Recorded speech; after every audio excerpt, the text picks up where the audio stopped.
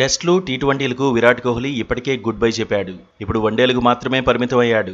వచ్చే ప్రపంచ కప్ వరకు విరాట్ ఆడే అవకాశం ఉంది. అయితే వన్డేల్లో సచిన్ సాధించిన అత్యధిక పరుగుల రికార్డును కోహ్లీ అందుకుంటాడా అంటే కష్టమే అనే సమాధానమే వినిపిస్తోంది. కాకపోతే సచిన్ తర్వాతి స్థానంలో నిలుస్తాడని మాజీలు చెబుతున్నారు. 2027 వన్డే వరల్డ్ కప్ వరకు ఎక్కువ వన్డేలేమీ లేవంటున్నారు. ప్రస్తుతం విరాట్, సచిన్ మధ్య పరుగుల అంతరం ఎక్కువగా ఉందని తేల్చి చెబుతున్నారు. కెరీర్లో సచిన్ టెండూల్కర్ 463 వన్డేల్లో బరిలోకి దిగాడు. 18,426 పరుగులు సాధించాడు.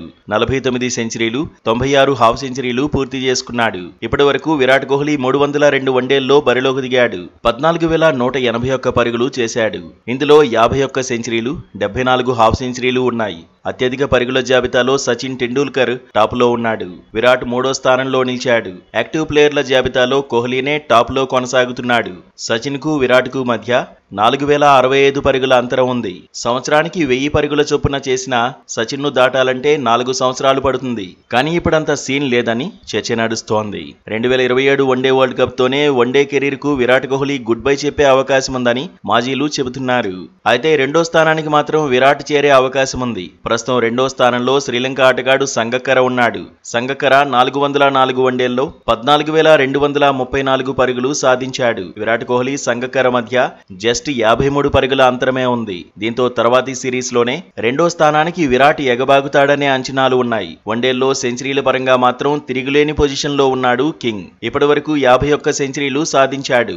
వన్డేల్లో అత్యధిక సెంచరీలు సాధించిన ప్లేయర్ గా కొనసాగుతున్నాడు.